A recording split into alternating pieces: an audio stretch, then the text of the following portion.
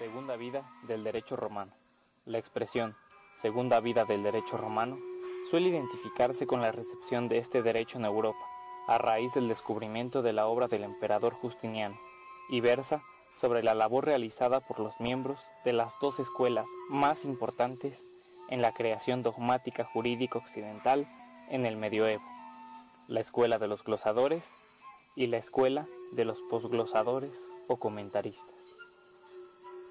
El concepto segunda vida del derecho romano fue utilizado por primera vez por Paul Vinogradov a finales del siglo XI en su obra Roman Law in Medieval Europe. A esta segunda vida se le asigna como punto de partida el renacimiento del digesto o pandectas, la sección más importante y rica del Corpus Juris Civilis de Justiniano. Surgimiento de las universidades. A principios del siglo XI, el interés intelectual de las civilizaciones bizantina y musulmana dan pie al surgimiento de las universidades, siendo asociaciones de alumnos y maestros al estilo de los gremios y comerciantes. Dichas universidades se clasificaron en monásticos y catedralicias.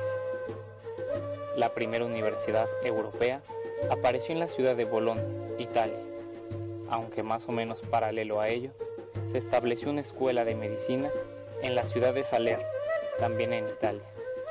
La fundación de la Universidad de Bolonia coincidió con el descubrimiento de Inerio y la escuela de los glosadores. A ella se debe el interés por los estudios del derecho romano justinianeo. Escuela de los glosadores. Un par de décadas después, en 1090, en Bolonia, Italia, Inerio fundaría la escuela de los glosadores. Como su nombre lo indica, el método de trabajo de los glosadores era elaborar glosas, esto es, hacer una exégesis textual o literal con el fin de aclarar e interpretar los textos estudiados. Dichas glosas pueden hoy clasificarse en cuanto a la forma en interlineales, marginales y separadas. En cuanto al contenido, las glosas pueden clasificarse en literales, esto es, ateniéndose a la letra de la ley o pasaje analizado, o racionales, esto es, buscando la ratio iuris, o razón que llevó al legislador a promulgar la misma. Los textos que trabajaron los glosadores fueron los contenidos en el Corpus Juris Civilis, esto es el digesto, el Codex y las Novellae.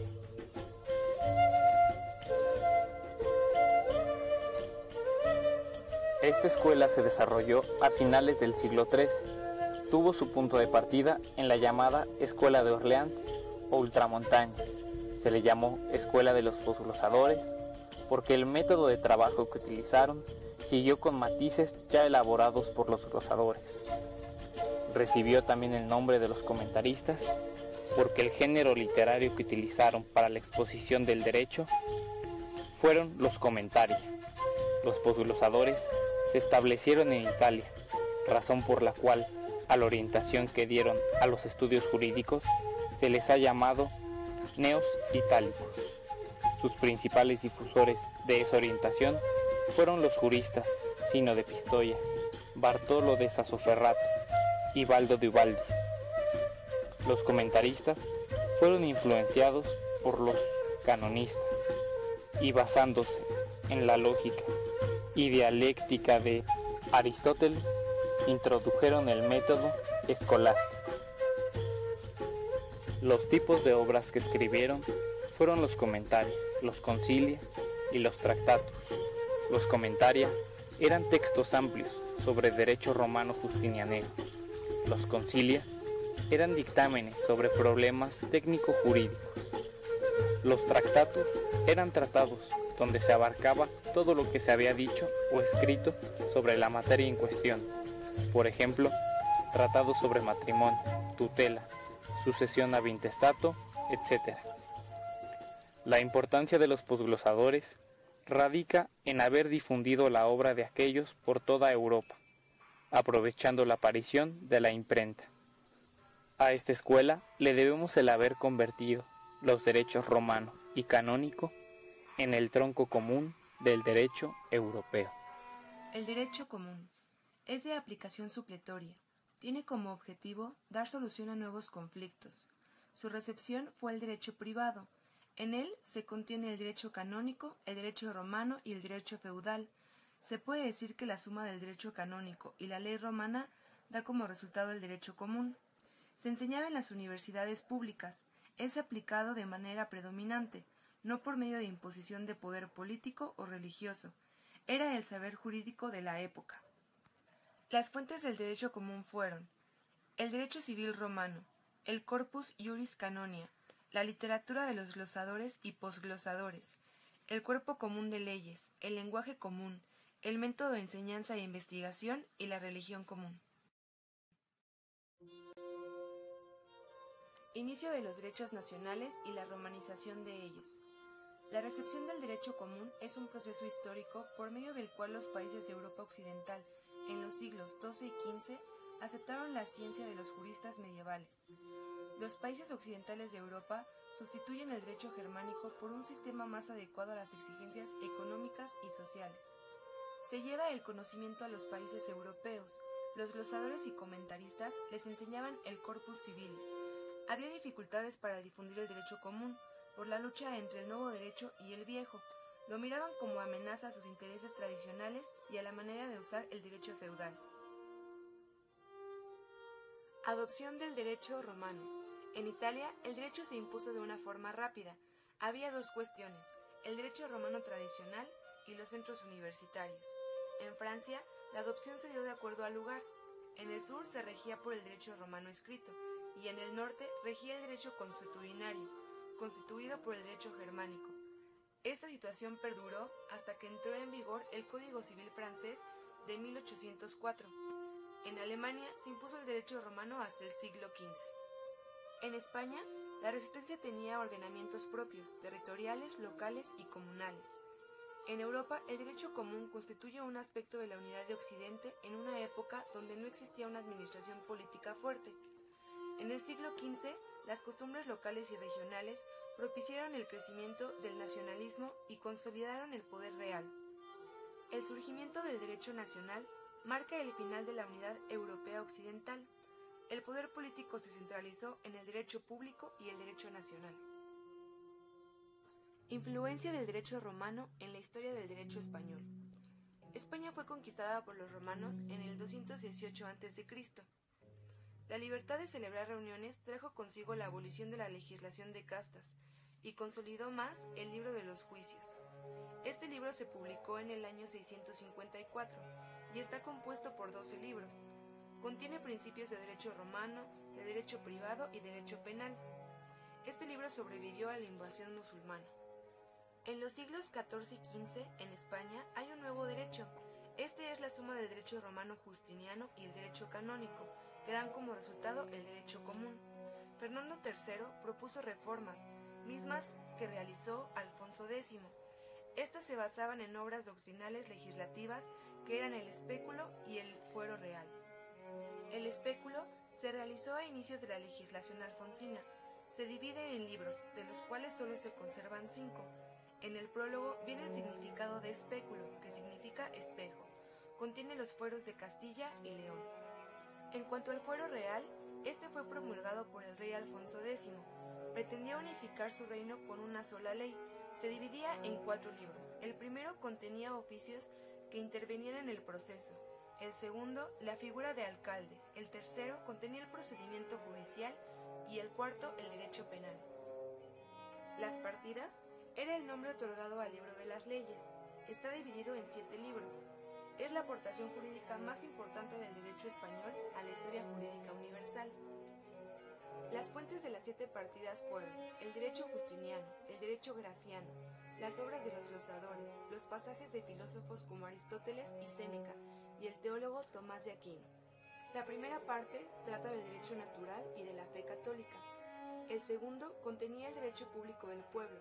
También determina el modo de suceder la corona, dando preferencia por orden sucesivo a la línea, al grado, al sexo y a la mayoría de edad. El tercero habla de la organización judicial y el procedimiento del juicio. El cuarto trata de los esponsales y del matrimonio. El quinto se ocupa de las obligaciones. El sexto comprende las sucesiones, la tutela y la curatela. Y por último, el séptimo, que trata del derecho penal.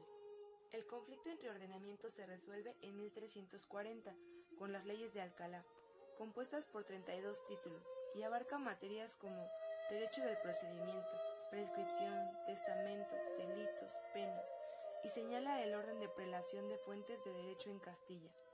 En 1505 fueron publicadas las leyes de Toro por Juana la Loca. En sus aportaciones está que el derecho privado resolvió los problemas creados por la contradicción entre las soluciones dadas por el derecho común. En 1563 fue publicada la Novísima, nueva recopilación por Felipe II. Esta está compuesta por 4.000 leyes distribuidas en 9 libros. El derecho real en la época romana se va a plasmar en 4 grandes obras de Gallo, quien con una pequeña introducción sobre las fuentes del derecho y después de todo el material, lo ordena en 3 partes: personas, cosas y acciones. Y todo esto va a estar sistematizado en los 4 libros, los cuales consideramos que será oportuno mencionarlos a continuación, desglosando libro a libro los temas y a grandes rasgos el contenido de estos mismos.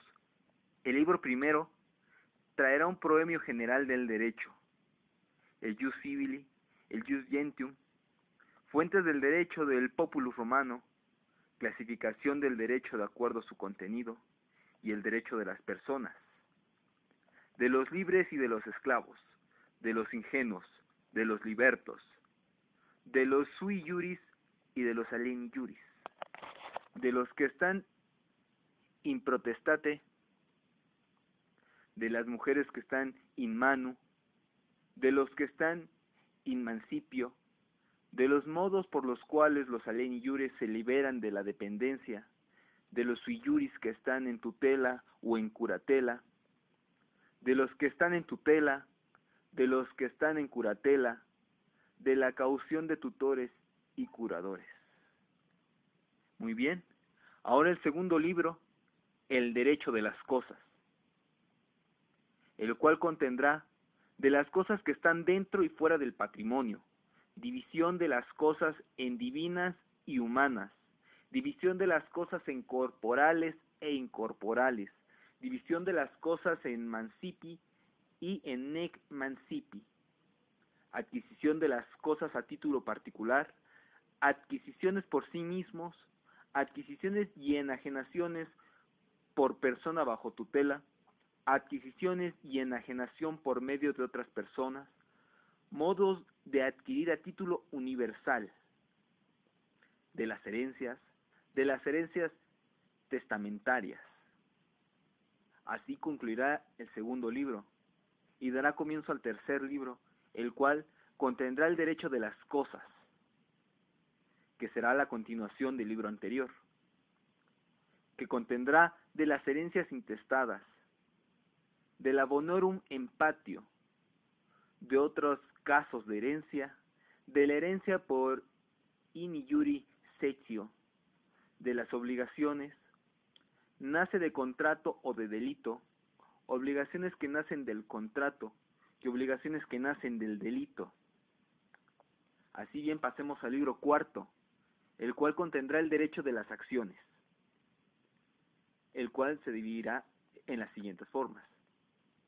Como primera parte de las acciones, su clasificación, la legis actione, procedimiento per fórmulas, de las acciones que se ejercen en nuestro nombre, de las obligaciones de prestar caución en juicio, de los modos de terminar los juicios. La siguiente parte contendrá de las excepciones, replicaciones, duplicaciones y triplicaciones y prescripciones.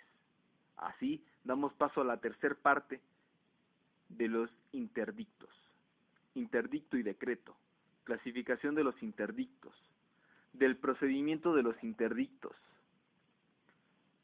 de las penas y sanciones a los litigantes temerarios, contra el demandado que actúa por calumnia, contra el actor que actúa por calumnia. Acciones que portan infamia al condenado. Y la última parte, de la injus vocatio y de los vadinomia. La forma de citar las instituciones de Gallo, solo por mencionar un dato, sería de la manera siguiente.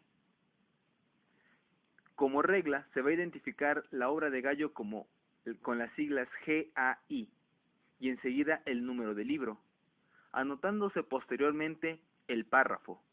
Un ejemplo sería Gai.1.8.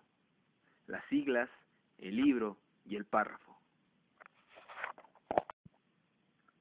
Muy bien, con lo que respecta a las etapas de la misma codificación romana, pasemos por la primera, la cual contemplará el Jus Flaviorum y el Código de Papirio.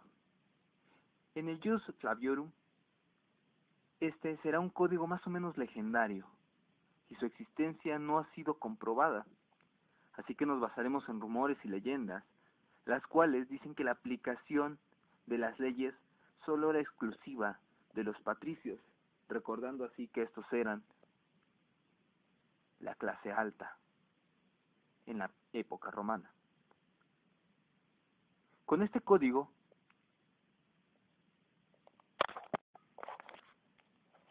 con lo que respecta al usus modernus pandectorum, durante los siglos XV y XVI se realizaron trabajos preliminares que implicaban la recepción del derecho romano, y a partir de esas fechas la jurisprudencia alemana encontró su configuración original y alcanzó un alto nivel, y no solo en Alemania sino en todo el mundo. Muchos elementos concurrieron a la formación del usus modernus. Esta es una mezcla de unas actitudes científicas precedentes que desembocaron en una forma propia del derecho. Por un lado, era una forma autónoma de la tradición, aunque proveniente de ella y con un nuevo estilo. En el usus modernus pandectorum se armonizaron corrientes filosóficas, históricas y sociológicas, junto con el elemento de la práctica del derecho alemán. Los juristas lo que querían era coordinar el derecho común con el derecho local. Así, el usus modernus aporta un método nuevo y una nueva dogmática. Ya no se buscan soluciones concretas para casos específicos, ni tampoco se estudia el derecho como los glosadores y los comentaristas, sino que se construyó un instrumento que era válido para la práctica del derecho. Por tanto, un derecho compuesto con elementos romanos y alemanes, formado con un conjunto de nuevas instituciones. A esto mismo, en el siglo XVII, se hizo llamar como el usus modernus pandectorum, y es lo que pretende la adaptación del digesto, cuyo nombre griego era pandectas. De ahí, lo que podríamos trasladar a una traducción como el uso moderno del digesto, del pandectas o de las leyes. Asimismo, para hablar de la codificación del derecho romano, pasaremos por etapas, las cuales reflejarán el estado que guarda estos mismos. En la primera etapa vamos a citar a dos grandes códigos, el Jus Flaviorum y el Código de Papirio. En el Jus Flaviorum es un código más o menos legendario, y de su existencia no se conoce mucho, dado que no ha sido comprobada. Así que cuenta la leyenda que, como la aplicación de las leyes era función exclusiva de los patricios, con su colegio de pontífices, estos abusaban de manera descarada. Asimismo, un liberto, Flavio, se había dado la tarea de establecer regla a regla cuáles eran las funciones de estos mismos. En el Jus Papiriarum, un jurista, Papirio, recopiló todas estas leyes existentes en la monarquía, preparando una colección, la cual llamó Jus Papiriarum. También se le conoce con el nombre de Rito Sacrorum. En la segunda gran etapa de el Gran Imperio Romano, aparece un código de gran importancia, la Ley de las 12 Tablas. Tienen un carácter constitucional, el cual procuró conciliar las costumbres patricias y plebeyas. Generalmente acogió las plebeyas por responder a las de las mayorías. Tanta fue su importancia que los edictos de los pretores y las respuestas de los jurisconsultos, fuentes las más profundas del derecho en estudio, son generalmente aplicables a sus preceptos. Las 12 tablas fueron esculpidas en planchas de bronce y en las escuelas se las enseñaban hasta ser memorizadas. Esas planchas no llegaron hasta nosotros y las conoce por referencias y por los estudios de los jurisconsultos romanos. El contenido de estas tablas es de la más variada índole. Comprenden disposiciones relativas a los procedimientos judiciales en los campos civil y penal, a la patria potestad, a las tutelas y curatelas, a las sucesiones por causa de muerte, al dominio y la posesión, a la prescripción de los delitos y su sanción, al derecho sagrado y al derecho público. Muy bien, así pasemos a la tercera gran etapa. Esta es la más importante del derecho romano. En ella brilló la jurisprudencia, como consecuencia de la formación de las escuelas de jurisconsultos, entre las cuales descollaron principalmente la de los proculeyanos y los sabianos. Pasando a la cuarta etapa, en este periodo se caracterizará precisamente por las codificaciones. Sobreviene la Academia del Derecho y es entonces cuando los jurisconsultos se dedican preferencialmente a la tarea de hacer recopilaciones de leyes. Es así como encontramos en esta etapa las siguientes compilaciones jurídicas. La primera, el Codex Gregorianus, consistente en una colección de todas las constituciones imperiales, desde Adriano hasta Marco Aurelio, y cuya elaboración se efectuó durante la prefectura del pretor Gregorio. El Codex Hermogenianus constituye otra colección de constituciones. Muy bien, y ahora las dos anteriores se refundieron en una sola para constituir el Codex Gregorianus et Hermogenianus. Era una colección simplemente privada, pero los tribunales la consideraron como única fuente del derecho. El Codex Theodosianus, o Código de Teodicio, fue también una colección de constituciones imperiales de los tiempos de Adriano, Marco Aurelio y principalmente de Constantino.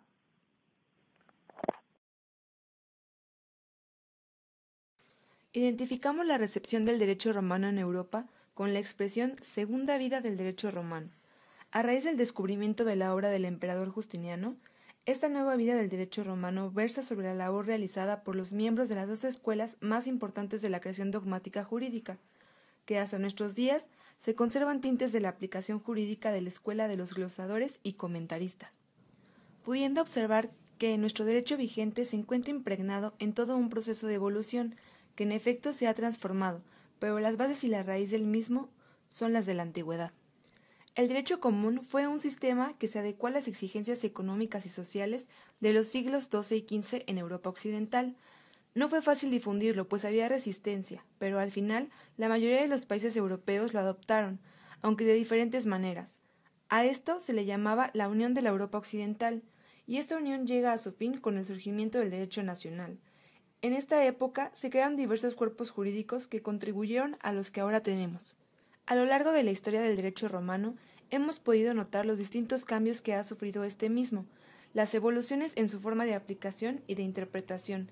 Es por eso que este derecho se marca y es reconocido como base de muchos sistemas jurídicos en distintas partes del mundo.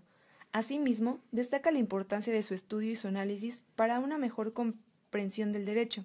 De igual forma, su comparación para notar y resaltar sus cambios y evoluciones, desde sus primeros textos o codificaciones hasta nuestros días.